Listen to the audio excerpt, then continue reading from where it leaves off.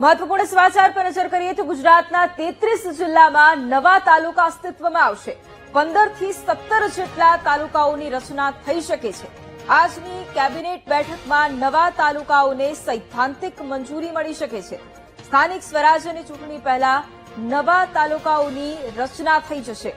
આવનારી સ્થાનિક સ્વરાજ્યની ચૂંટણીમાં નવા તાલુકાઓનો સમાવેશ પણ કરવામાં આવશે।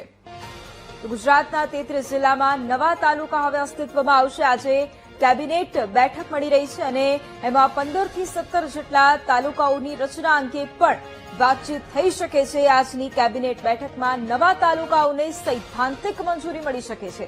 સ્થાનિક સ્વરાજ્યની ચૂંટણી પહેલા નવા તાલુકાઓની રચના પણ થઈ જશે। આવનારી સ્થાનિક સ્વરાજ્યની ચૂંટણીમાં નવા તાલુકાઓનો પણ સમાવેશ કરવામાં આવશે। ગણતરીના મહિનાઓ સ્થાનિક સ્વરાજ્યની ચૂંટણી માટે અને એ પહેલા ગુજરાતના 33 જિલ્લામાં હવે નવા તાલુકાઓ અસ્તિત્વમાં આવશે। સંતરામપુર અને શહેરામાંથી ગોધરા નવો તાલુકો પણ બનશે।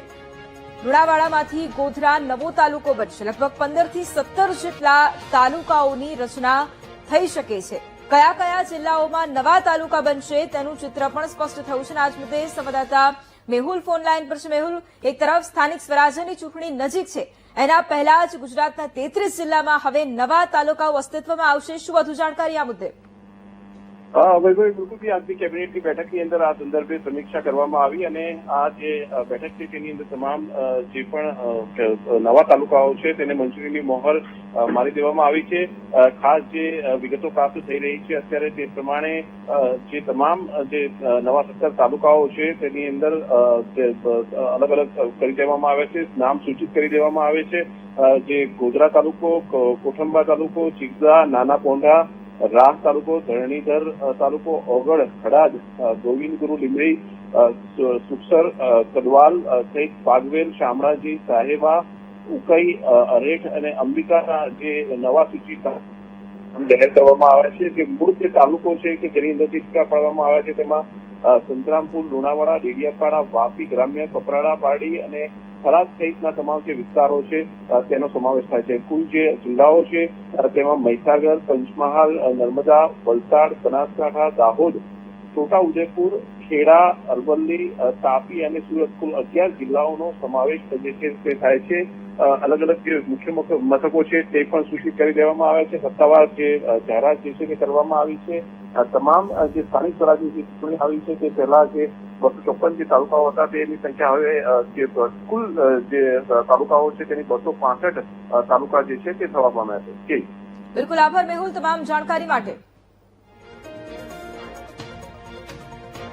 હવે નવા તાલુકા અસ્તિત્વમાં આવશે અને તેની જાહેરાત પણ કરવામાં આવશે। આજે કેબિનેટ બેઠકમાં તેની સૈદ્ધાંતિક મંજૂરી છે તે પણ મળી છે। આવનાર સમયમાં સ્થાનિક સ્વરાજ્યની ચૂંટણી યોજાવાની છે, પરંતુ એ પહેલા રાજ્યભરમાં 17 નવા તાલુકાઓ અસ્તિત્વમાં આવનાર છે। આજની કેબિનેટ બેઠકમાં સૈદ્ધાંતિક મંજૂરી આપવામાં આવી છે। બનાસકાંઠાના દાંતામાંથી હળાદ એક નવો તાલુકો બનવાનો છે। બીજી તરફ દાહોદ જિલ્લાના ઝાલોદ તાલુકામાંથી ગુરુ ગોવિંદ લીંબડી નવો તાલુકો પણ બનવાનો છે। દાહોદ જિલ્લાના ફતેપુરામાંથી સુખસર તાલુકો પણ હવે બનશે। લગભગ 15 થી 17 જેટલા તાલુકાઓ હવે અસ્તિત્વમાં આવશે। બનાસકાંઠાના થરાદમાંથી રાહ એક નવો તાલુકો બનશે। બનાસકાંઠાના વાવમાંથી ધરણીધર પણ એક નવો તાલુકો બનવાનો છે।